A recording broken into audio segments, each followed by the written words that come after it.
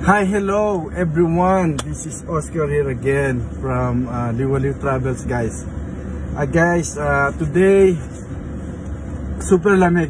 Oh my God, it's been like 4 days or 5 days or a week that it's been the temperature is really crazy. Vortex, super lamig, guys. I think the last couple days is like 40. And now I think the temperature is going down. And salamat kasi pagka ganun sobrang lamig, no? Ang hirap pumasok. Ang hirap pumunta sa shop. So what happened is yung mga kliyente natin is tumatawag na lang sila at nagseset ng appointment. Ang ganda naman ng truck na yan. Okay, so ganito guys, no? The reason why I'm having this video is para dun sa ating mga mga naku-confuse na nag-i-inquire. Actually, pumupunta sila dun sa shop, no? And dun sa video, may mga nakakaintindi na yung sa explanation ko about dun sa bago nating payment plan structure sa bago naming Travel Now, Pay Later, or I would say layover, no? Yung program na ginagawa natin. Nag-dry na yung skin ko, no? So, slow lang tayo, no? Para maintindihan yung maigi. Okay? Kasi, yung aming ino-offer ngayon is different from what we have before. Yung uplift, no? Uplift is already dead all across Canada na kasi dun sa nangyaring sitwasyon, no? Nagkaroon ng scamming dun sa mga kapwa natin na magagaling na mga Pilipino na dinala pa rito yung panggagancho nila sa Canada. So what happened is yung program ng Uplift is nilagyan nila ng matinding restriction dito sa Canada nationwide.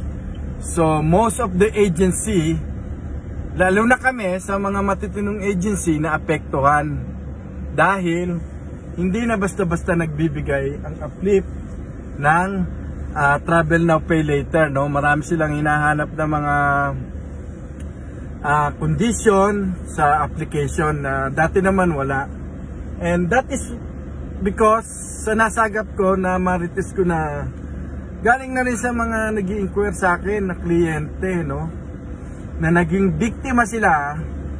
Alam mo, ayaw ko sabihin yung pangalan pero parang gusto ko na rin sabihin para maging aware kayo, no? Napaka hindi maganda yung ginawa noon, no? Kapwa natin Pilipino dyan sa Winnipeg, Manitoba. And alam ko meron pa sa ibang parte ng Toronto na sa halip na ibigay nila yung ticket nung nag-apply sa Uplift na mga kliyente nila is chinipo nila yung pera mismo. Hindi naman barya-barya lang mga kababayan, hindi barya-barya, libo. $15,000 yung kaninang tumawag sa akin na sabi niya na biktima siya nung company na yon na tatago ko na lang sa pangalang Lucky ATC. Tatago ko na lang sa pangalang Lucky. Hindi maganda yung ginawa nila. In the first place, apektado rin lahat ng agent all over Canada.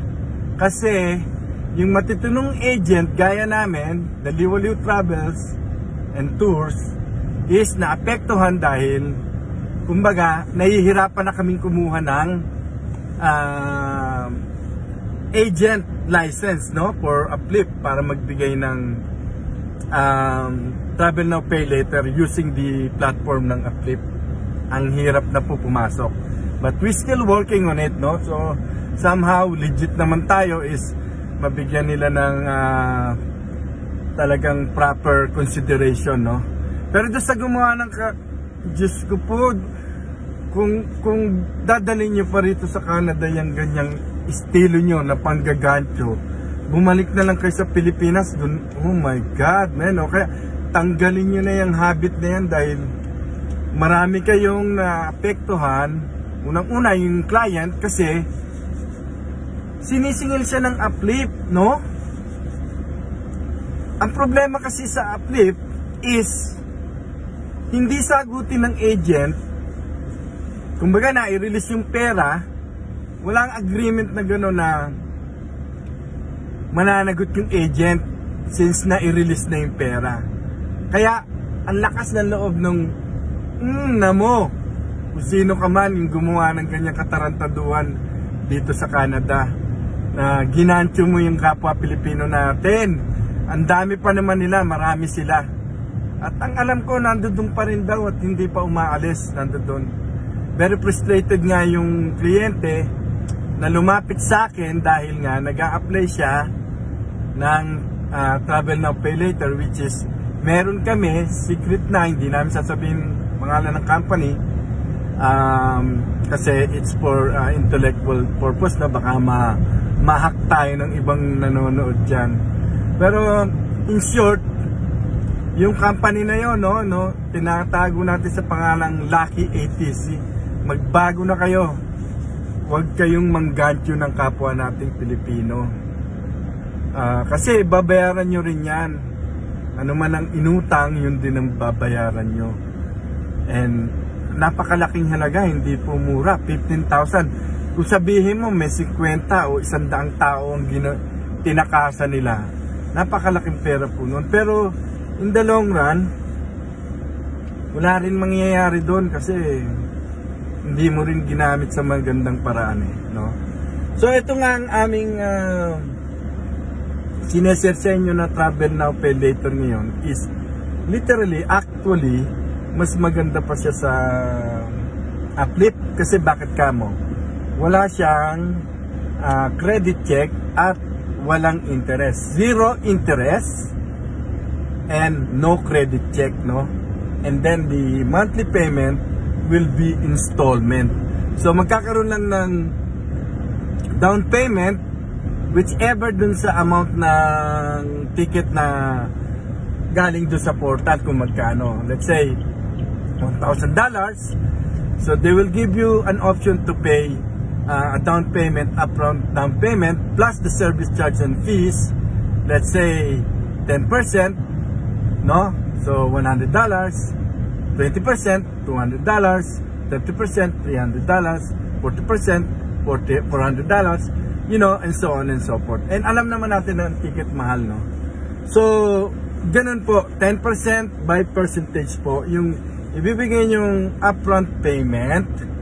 Hindi naman kalakihan yun kasi kung talagang if you really planning to take your vacation, syempre, naglalaan ka talaga ng pera dyan kapag ikaw ay uuwi, di ba? Ganun po yun.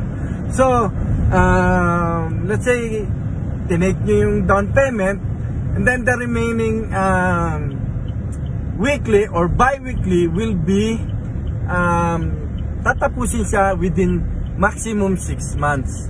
Kaya, the better na mas maaga kang mag-booking within 6 month span, yun, the further the booking ang gagawin mo is you'll able to maximize the 6 months payment offer. Kasi kung let's say January aalis ka tapos maglo-loan ka ng February, sometimes it doesn't make sense kasi malaki na yung babayaran mo kasi ang program is you need to pay the full amount before your departure. Kasi upon paying the full amount, dun pa lang ma-i-release po yung inyong e-ticket. Although, from that day na nag-dip down payment ka, is na-secure na yung flight mo. Ibig sabihin, it lock up kung magkano man ang price that day. Hindi siya tataas. So, let's say consider na nag-lock up ka within 6 months, no? Further. Kung anong price nun, during the time na nag-down payment ka, nag-lock up na siya doon, hindi na tumataas yung presyo at secure na yung flight mo. Then, upon fulfillment of the payment, the full amount of the airfare ticket is tsaka i-release yung e-ticket number mo. Ganun po yung sistema ng aming Travel Now Pay Later sa ngayon. Which is, if you think logically po, iisipin mong maigi, mas maganda siya kaysa sa Uplift. Bakit kamo? Wala siyang interest. Kahit gawin mo 10%, 20%, 30%, 40%, 50% yung down payment mo, the price is still the same. Am I making sense? Although, siyempre, the more the down payment, the lesser yung weekly payment or bi-weekly payment na babayaran mo. I hope I am making sense here and malinaw po yung explanation ko. In the long run po, kung gagamitin mo yung coconuts mo, coconuts is advantage pa rin itong bago namin kasi walang interest, zero interest, and no credit check. For all we know, during our access to Uplift, marami sumasablay sa pag-uutang or loan. It's because of the credit score. Mataas po ang level ng credit score kapag ka sa Uplift. At least 700 to 800 score unit ang yung dapat na meron ka para makautang ka sa Uplift. Yun po yun. At sa bandang huli, akala mo, sige, nakautang ka, wala kang babayaran, walang down payment, pero sumatotal, payable within 1 year and a half, yung kanilang starting, or 2 years, 24 months, lumalabas sa 30% po. Let's say, sabihin natin, nang inutang mo ay 8,000, papalo ng 10 to 11,000 po ang magiging tubo in the long run. Which, dito sa aming bagong programa na Travel Now, Pay Later, zero, nada, wala, bokya, walang interest. Kaya, it's a no-brainer po, no? Sana kung nanonood kayo, mapanood nyo ng buo itong video to, no? Marami nagtatanong sa atin, yung iba pumupunta pa sa shop natin, kasi sabi na, sir, paliwanag nyo nga, hindi namin maintindihan masyado eh. Although, yung mga explanation ko sa video, meron doon, payment structure plan, nandoon lahat yun, no? Malinaw na malinaw po. It's a matter of understanding lang po, no? At paggamit ng konting coconuts. Coconuts nuts. Kasi po pag hindi po kayo ginamit yung sense natin, kahit anong paliwanag ko po, hindi nyo po maiintindihan. Am I making sense? Gagamitin po natin yung ating coconuts para maintindihan ng malinaw, no? Kahit panoorin nyo ng pabalik-balik tong video, kung hindi mo iniisip, kahit saan naman po yan, kahit saan trabaho, dapat meron kang gagamitin mo yung utak mo para malaman mo, maintindihan mo. Ganun po yun. I'm sorry po for my words, but ganyan lang po ako. I'm honest and frank, no? Kaya may mga nagtatanong sa atin, sabi nila, sir, legit ba kayo? Ano ba kayo? Hindi ba scam to? Alam niyo, masakit din sa amin yun eh. Kasi bakit? We came up to you, no? At talagang ako mismo, ito sa sarili ko, na inilalatag ko yung pagmumukha kong pogi, no, sa inyo. Para malaman nyo kung sino kami, no? So, you will see our background. Kaya kami nakikipag-usap sa inyo ng direkta. Although dito lang sa video, pero yan po talaga kami, no? And makikita nyo po sa FB page namin at saka sa personal page namin kung ano pa po ang ibang ginagawa namin po.